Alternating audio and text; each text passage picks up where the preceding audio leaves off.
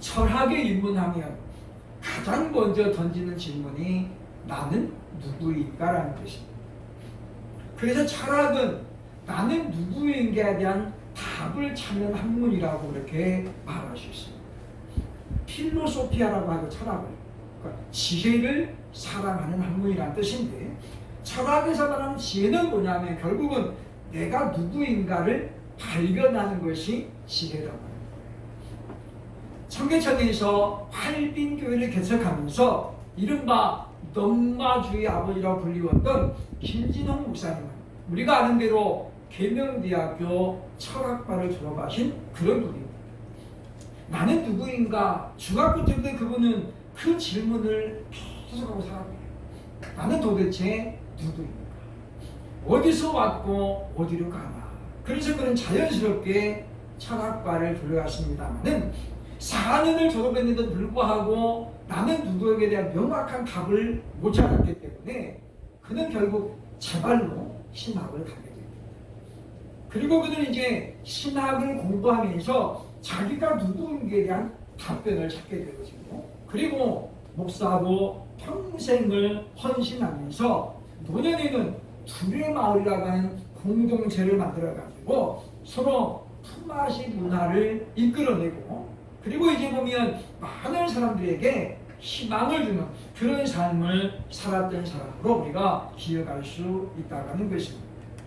결국 우리가 자기 정체성, 나는 도대체 뭐 하는 사람이냐, 나는 누구냐, 여기에 대한 정체성에 대한 답변이 불확실하다면 우리는 이 땅을 살아도 삶의 의미와 삶의 보람을 느끼기가 어렵다는 것이에요. 예를 들면 우리가 돈을 벌어도 내가 이 돈을 왜 버냐, 여기에 대한 정체성이 있으면 돈을 버는데 보람이 있고, 또 힘들어도 우리가 그 일을 기쁨으로 할 수 있습니다. 그런데 거기에 대한 답변이 준비가 안 되면 일하는 것도 힘들게 되어지고 돈 버는 것도 어렵게 된다는 것이죠. 그렇기 때문에 우리가 내가 누구인가를 잘 발견하는 것은 대단히 중요하다고 볼 수 있습니다. 코로나19가 여전히 현재 진행형입니다만은 그래도 우리 지난 2년 6개월 동안에 교회는 너무도 위축된 것이 사실입니다. 그리스도인들의 자존감은 땅에 떨어졌고 사람들이 많은 부분에 있어서 자괴감을 가질 정도로 주일마다 교회 가는 것이 사람들 눈치가 보이고 뭔가 가서는 안 될 곳에 가는 사람인 것처럼 그렇게 보여졌던 것이 사실입니다. 수십 년간 함께 했던 이웃과 교회 간에 분쟁이 발발하는가 하면, 그래서 동네 주민들이 천수망을 치고 예배 좀 드리지 마라, 간섭하는 지경에까지 이르렀던 것을 우리가 기억을 해야 될 것입니다. 그러나 다행히 이제 사회적 거리두기가 완화되면서 교회는 매우 빠른 속도로 지금 원래의 모습을 찾아가고 있다라는 그런 보도를 들으면서 참 한국 교회는 저력이 있는 교회다, 얼마나 다행스러운지. 약 80%의 성도가 이미 자기 자리로 돌아갔다는 것이고, 물론 20%는 여전히 우리는 아직도 코로나가 안 끝났기 때문에 현장 예배에 못 가겠다, 그런 사람들이 약 20%가 된다고 합니다는 교회는 이제 다시 그들을 전도 대상자로 삼고 열심을 내고 있다라고 하는 것입니다. 그래서 많은 사람들이 우려했는데 한국교회가 과연 여전의 모습으로 돌아갈 것인가에 대해서 의문을 품었지만은, 그러나 한국교회는 지금 매우 빠른 속도로 회복이 되고 있다라고 그렇게 보여주고 있다고 하는 것입니다. 하나님의 사랑을 받은 사람이라면 그 사랑을 잊어버릴 수가 없습니다. 왜냐? 우리의 신앙의 양심이 그것을 허용하지 않기 때문이다 라고 하는 것이죠. 저와 여러분은 하나님께서 친히 지으신 하나님의 피조물입니다.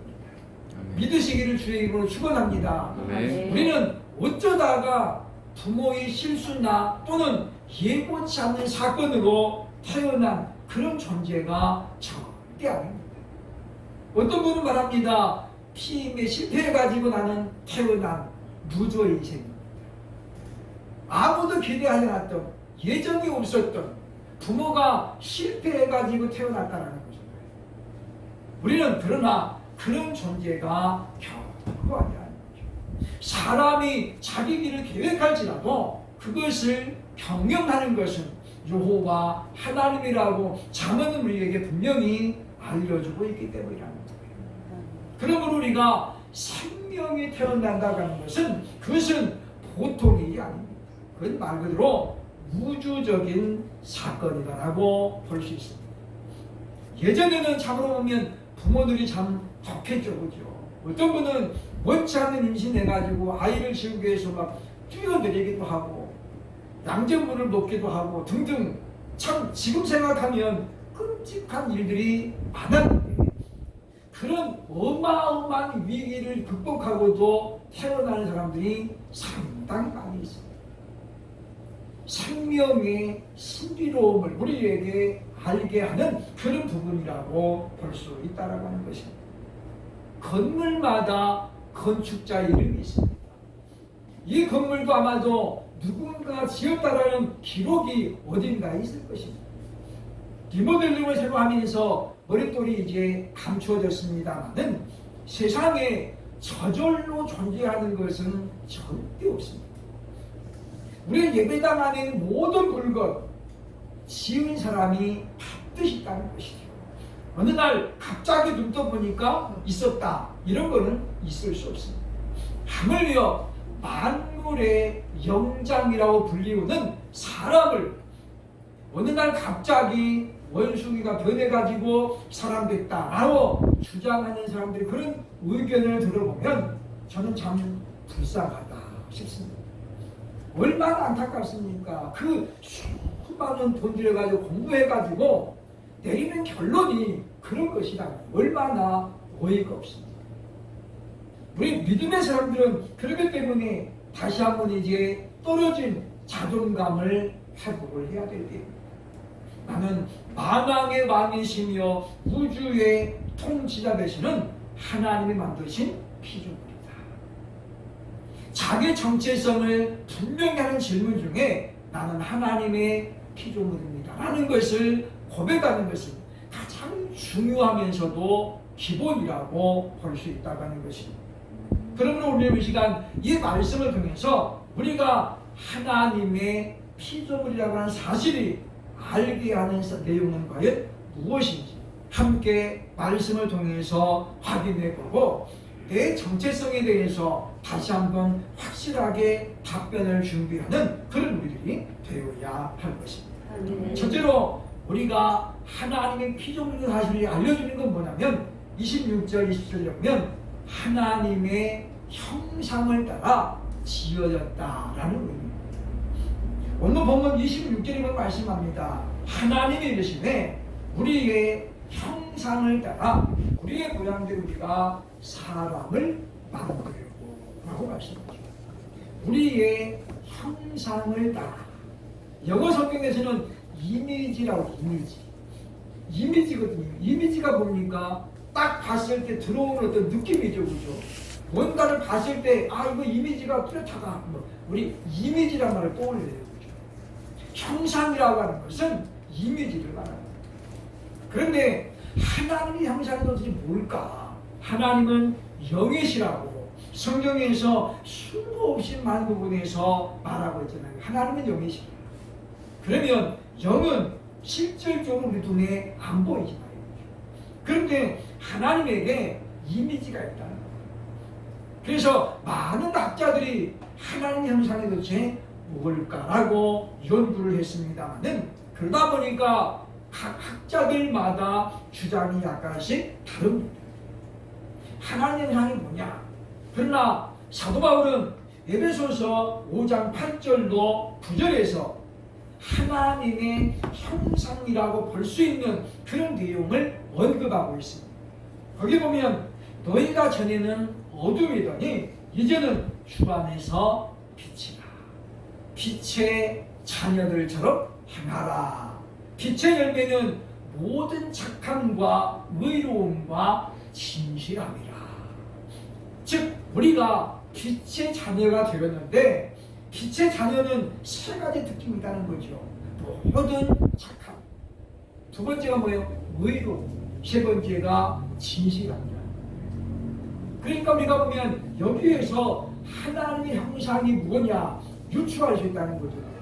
하나님의 형상은 뭐냐면 우리가 선하게 살아가는, 착하게 살아가는 거죠. 그래서 에베소 2장 10절에 너희는 그가 만드신 바라 선한 일을 위하여 지음을 받았으니 라고 말씀하잖아요.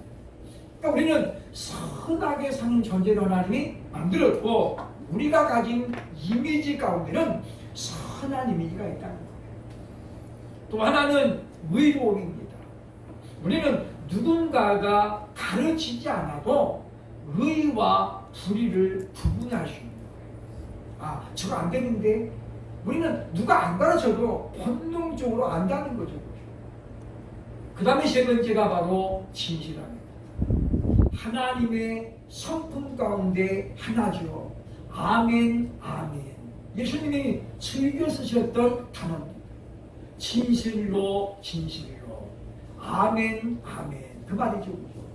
그리고 우리가 보면 이 세 가지의 형상이 하나님 형상이라고 본다면 이 형상은 원래는 하나님이 완전한 형상을 우리에게 심어주십니다. 그런데 오늘날 우리에게는 이 형상이 부분적으로 나타나잖아요. 왜 그러냐면 바로 에덴 동산에서 죄를 범했기 때문에 아담과 하와가 죄를 짓는 그 순간에 하나님 형상이 파괴가 됩니다. 왜냐? 죄가 들어오므로 말미암아 그 형상이 파손된다는 거죠. 그리고 이제 우리가 예수를 믿음으로 말미암아 구원을 받으면 다시 이제 하나님의 형상이 회복이 된다라고 하는 것입니다. 그 회복은 단번에 한 번만에 회복되는 것이 결코 아니라 우리가 예수 그리스도를 닮아가는 것만큼 회복이 된다. 그러니까 예수를 잘 믿는 사람은 선하게 살아야 된다는 거죠. 우리가 구원받기 위해서가 아니라 구원을 받고 보니까 나라는 존재는 하나님 만들 때 선하게 살라고 만들었다는 거죠. 그걸 우리가 예수님을 믿지 않을 때는 몰랐어요. 근데 성경에 보니까 그가 우리를 만드신 것은 선하게 살게 하려 합니다. 그래서 우리는 구원을 받고 보니까 하나님의 자녀가 되고 보니까 우리는 하나님의 뜻대로 선하게 살아야 됩니다. 선한 존재로서의 삶을 추구하는 것이 바로 그리스도인의 정체성입니다. 그리고 우리가 예수를 믿고 보니 우리는 의로운 자가 되어야 된다.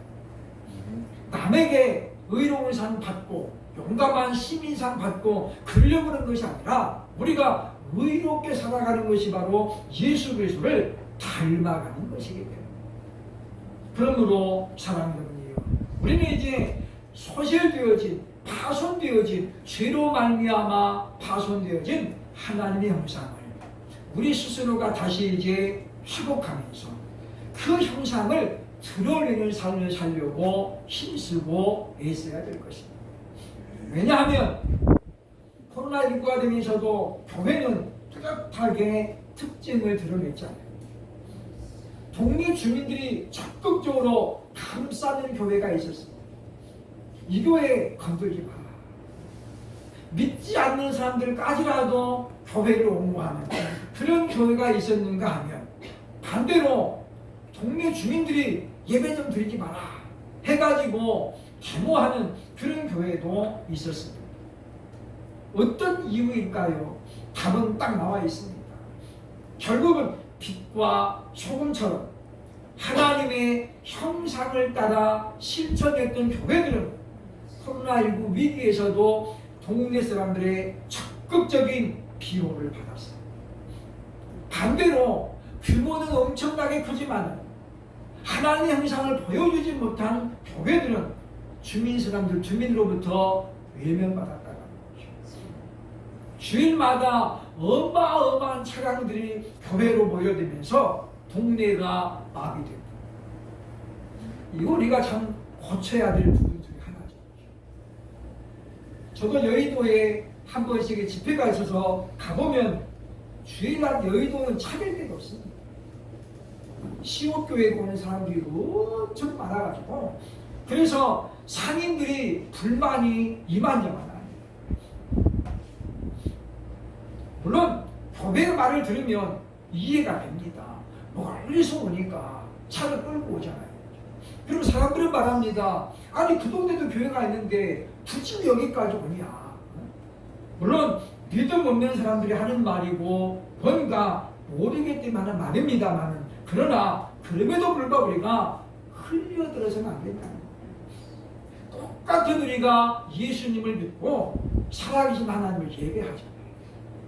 그런데 불구하고 그렇게 멀리서부터 차를 끌고 와가지고 그 동네 사람들에게 피해를 주는 이런 일들은 교회가 좀 심각하게 생각을 해봐야 된다. 그렇다고 해서 내일 다음 주부터 멀리 있는 우리에게 오지 말라는 이야기는 절대 아닙니다. 왜냐하면 우리는 뭐 다 차 안 가지고 오시더라고요. 문제는 주변 사람들의 교회가 인정을 받아야만이 복음의 문이 열립니다. 그래서 우리는 어떤 사람이 말을 합니다. 이번에 코로나19를 통해서 교회는 양극화가 분명해졌다. 즉 동네에서 인정받는 교회와 인정받지 못한 교회로 나눠졌다. 참 감사한 것은 뭐냐면 우리가 이곳에 오자마자 코로나가 터졌잖아요. 이 친구 우리 보삼집에서 적극적으로 방어를 해줬어요. 이 사람들이 평일날 오면은 그랬대요, 그죠? 아, 이 교회 원죄를 만들어가지고 사람 몇 사람 없더라고. 평일날은 아무도 안 온다. 그렇게 자꾸 얘기해줬어요. 물론 맞는 말이죠. 우리 평일날 뭐 한 번도 안 모이잖아요, 그죠? 그러나 그렇게 말해준 것이 얼마나 고맙습니다. 잘 모르면서도 아 여기 매일마다 기도하러 오던데요. 우리 또 매일마다 기도를 왔잖아요, 선생님이. 그러면 이게 또 문제가 커져요. 이게 뭐냐면 우리가 뭐 2층에 밥을 많이 팔아준 것도 아니지만 그래도 보면 참 얼마나 감사합니다. 우리가 그런 걸 보면서 교회는 세상의 빛이요 소금이다. 제가 어린아이들을 어렸을 때부터 되게 예뻐했는데 보니까 아이들은요 뭘 많이 사주고 막 그래가지고 입 따르는 게 아니에요. 아무것도 안 사줘도 아이들은 잘 따라와요. 왜냐? 무조건 예뻐합니다. 그러면 아이들은요 따라옵니다. 그래서 어떤 아이는 지 엄마 없어도 우리 집에서 살았어요. 엄마가 없어도 안 들어와도 안 찾아요. 그래서 참 희한하다. 교회만 오면 제 옆자리에 앉아있고 그랬거든요. 근데 제가 그 아이에게 무슨 뭐 옷을 한번 사준 도 없었고 뭐 사준 게 아무것도 없어요. 그런데도 불구하고 뭡니까? 자기를 예뻐해주고 사랑해주는 그 마음을 아이가 아는 거예요. 그러므로 우리는 하나님께서 지으신 피조물임을 우리가 분명히 알고 이제는 하나님의 형상을 회복하면서 그것을 드러내는 삶을 살아갈 수 있기를 주의 이름으로 축원합니다. 둘째로 우리가 하나님의 피조물이라는 사실을 우리에게 알려주는 건 뭐냐면 28절 하반절을 보면 정복하고 다스리는 특권을 가졌다라는 것을 알게 합니다. 28절 하반절을 보면 말합니다. 땅에 충만하라. 땅을 정복하라. 바다의 물고기와 하늘의 새와 땅에 움직이는 모든 생물을 다스리라 하십니다. 하나님이 하나님의 형상으로 지음받은 사람에게는 특권을 줬습니다. 그게 뭐냐면 정복하고 통치하는 특권이죠. 그래서 본질상 사람보다 덩치가 큰 짐승들도 사람을 두려워하게 되어 있습니다. 왜냐? 그것이 바로 하나님이 만드신 원래적인 질서. 그런데 사람은 그 특권을 너무나도 남용했습니다. 잘못 사용했다는 거죠. 발전과 개발이라는 그와 같은 비명으로 너무 많은 자연계를 파괴했습니다. 나무들을 다 베어내고 산들을 깎아내고 그곳에 집들을 짓고 그 결과가 오늘날 여러 가지 특징으로 지금 다가오고 있죠. 지구 온난화 가장 대표적인 게 산안사원 우리나라의 특징이었습니다만은 몇 년 전부터 봄과 가을은 그 수명을 매우 짧아지고 있습니다. 겨울과 여름만 되게 길죠. 왜냐하면 지구온난화, 지구의 온도가 1도만 올라가면 수많은 질병들이 발생합니다. 그런가 하면 오늘날 가장 문제가 되고 있는 기후변화, 탄소 줄이기 운동에 지금 많은 기업들이 동참하고 있습니다. 이제 경유차는 10년쯤 뒤면은 만들어지지 않습니다. 회사에서 경유차 이제 만들지 않기로 이미 자동차 회사들이 선언했습니다. 왜냐? 지구의 온난화 주범 중에 하나가 바로 경유자동차입니다. 그러나 자동차만이 아닙니다. 가정마다 사무실마다 있는 열을 되뿜는 기계들이 얼마나 많이 있습니다. 사람들 좀 편해보자고 안에 있는 사람 편하게 지내자고 밖에 있는 사람을 다 지금 힘들게 하는 거죠. 어찌 보면 굉장히 아이러니한 일이죠. 아이러니한. 그러나 이와 같은 것들은 뭐냐면 결국은 하나님이 주신 특권을 우리가 잘못 사용한, 잘못 활용한 결과라고 볼 수 있습니다. 몇 년 전부터 언론에 남극과 북극에 있는 얼음들이 녹아고 있거든요. 바로 지난주에 뉴스에도 나왔잖아요. 그죠? 전문 산악인들이 눈 사태가 나면서 실종됐습니다. 8명인가 사망했고 15명이 실종됐습니다. 실종되면 못 참는 거예요. 결국 죽었다는 거예요. 왜냐하면 그 사계절 내내 얼어있는 눈이 녹아내립니다. 그날 온도를 보니까 그 녹아내리는 온도가 보니까 10도예요. 10도. 10도면 우리는 어떻게 해요? 대단히 춥죠. 우리 겨울 아시잖아요. 10도면. 근데 그 나라에 10도 되니까 눈이 녹아내립니다. 왜냐? 평상시에는 20도 이상, 영하 20도 이상을 기록했는데 영상 10도가 되니까 어떻게 해요? 엄청난 차이가 나요. 결국은 녹아내립니다. 이스라엘 사람들은 동사하는 사람들이 가끔씩 나옵니다. 얼어 죽는 사람. 그런데 이스라엘 가장 추울 때 온도가 몇 도인지 아십니까? 3도, 2도 그렇습니다. 영하까지 안 돼요. 그런데 영하도 아닌 날씨 얼어 죽는 거죠. 왜 그래요? 낮에는 30도, 40도로 올라가요. 낮에. 밤에 3도, 2도로 떨어지니까 온도가 몇 도, 30도 이상 차이가 나요. 그래서 성경에 보니까 너희가 외투를 저당 잡았거든 해질 때가 되면 반드시 돌려본다. 왜냐? 그 외투는 그 사람의 생명이라는 거예요. 이 유대인들은 외투가 없이는 밤에 외출이 못합니다. 그러니까 목자들 복장을 보시면 어떻습니까? 전부 털옷으로 되어 있죠. 영하도 아닌데 3도, 4도, 5도인데 그들은 매우 추위를 느껴요. 우리나라 사람들은 영하 아니면 그렇게 안 춥잖아요. 그리고 우리는 그런 걸 보면서 우리는 예고된 재앙이다. 이제부터가 문제라는 거죠. 아직도 물론 늦지는 않았습니다. 그러나 하나님의 주신 특권, 땅을 정복하고 다스리다. 이와 같은 명령을 사람들은 오만하게 받아들였다. 함께 해야 될 존재라는 걸 잊어버린 겁니다. 결국은 숲이 우리 인류에게 얼마나 많은 것을 줍니까? 그런데 불구하고 숲을 많이 없앴기 때문에 지금 문제가 생긴다고 하는 것입니다. 이제 우리는 다시 성경으로 돌아가야 됩니다. Back to the Bible이라는 거죠. 우리는 성경으로 돌아가서 하나님께서 인류에게 주신 가장 큰 뜻이 무엇인가를 발견해야 된다고 가는 것입니다. 그리고 그리스도인 우리들이 이 땅을 다시 거룩하게 일에 앞장을 서야 될 것입니다. 마지막 세 번째, 하나님 우리를 지었다라는 이 사실 우리에게 알려주는 건 뭐냐면 28절 상반절을 보면 우리는 복을 받은 존재라. 하나님 우리에게 어떤 복을 주셨는가?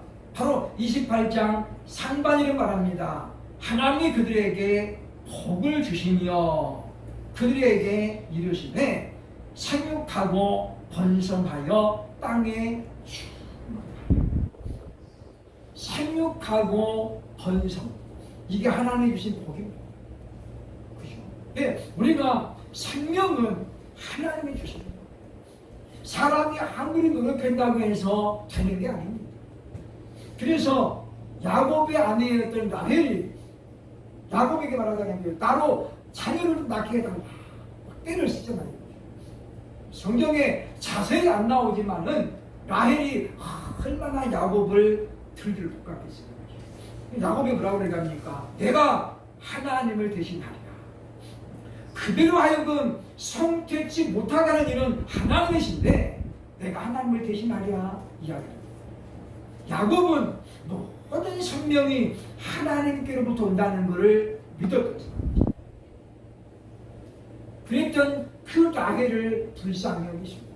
하나님이 터의 문을 열으심으로 그가 이제 요셉과 베냐민을 낳게 됩니다.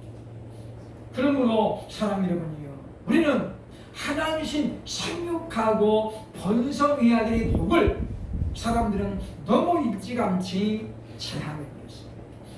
산하 제한을 통해서 처음에는 둘만 나 자기르다, 나중에는 하나도 많다. 그랬더니 실제로 지금 OECD 회원국 가운데 작년 2021년 기준으로 보면 지금 가장 출산율이 낮은 나라가 바로 대한민국. 도포에 보면 나옵니다만은 이 꼴찌입니다, 꼴찌. 그러면서 말하죠. 보면 저출산으로 인해서 지구에서 가장 먼저 사라질 나라 1위가 바로 대한민국. 이대로 가면은 대한민국은 없어진다. 그것도 빠른 속도로 지금 인구가 감소되고 있습니다. 2020년에 처음으로 사망자의 수가 출생자 수를 앞질렀습니다. 태어나는 사람보다 죽는 사람이 더 많았답니다. 결국 보니까 2020년부터 인구 마이너스가 시작됐습니다. 해가 다르게 지금 가파르게 줄들고 있습니다. 잘 아시겠지만은 작년 2021년 우리나라의 신생아 수는 26만 500명이었습니다. 26만이요. 역사상 최저 숫자입니다. 불행인지 다행인지 모릅니다만은 그 가운데는 혼이 나지 않는 미성년자들이 낳은 아이들이 상당히 많이 포함되어 있습니다. 그 아이들이 낳은 아이가 수만 명. 그 아이들이 아이를 낳아가지고 어떻게 다 버리죠. 고아원에 버리고 교회 앞에다 버리고. 그래서 대한민국이 수출하는 것 중에 1등이 뭐냐면 아이 수요, 아이 수출. 저는 요번에 들었네요, 그죠? 아기를 해외 입양 보내는 거 수출이라고, 수출. 덴마크 입양 같은 한부분이 한국에 와가지고 부모를 찾으면서 자기는 너무 화가 나. 자기가 수출됐다는 사실이었어요. 이거 사람이 아니라 뭐라는 거예요? 물건이라는 거잖아요, 그죠? 물건. 자동차 몇 대 수출했습니다. 그런 것처럼 대한민국에서 2월에 아이 몇 대 수출했습니다. 이거잖아요. 이거 얼마나 비극스러워요. 그럼에도 불구하고 한국은 지금 이런 저출산 문제에 대해서 이제 원론적으로 좀 돌아가야 되는데 불구하고 답이 안 나옵니다. 왜냐하면 너무 많은 부분에서 잘못된 정보들이 여과 없이 지금 노출되고 있기 때문이죠. 아이 하나 키우는데 3억에서 4억 들어갑니다. 그거 있냐? 있으면 나라. 우리 언론에서 너무 많이 떠들어대잖아요. 3억 4억 벌어놓은 사람 누가 있습니까? 그러다 보니까 아예 부모의 권리를 포기하는 사람들이 너무나도 많아지고 있다는 것입니다. 하나님은 사람에게 자유의지라는 복을 주셨습니다.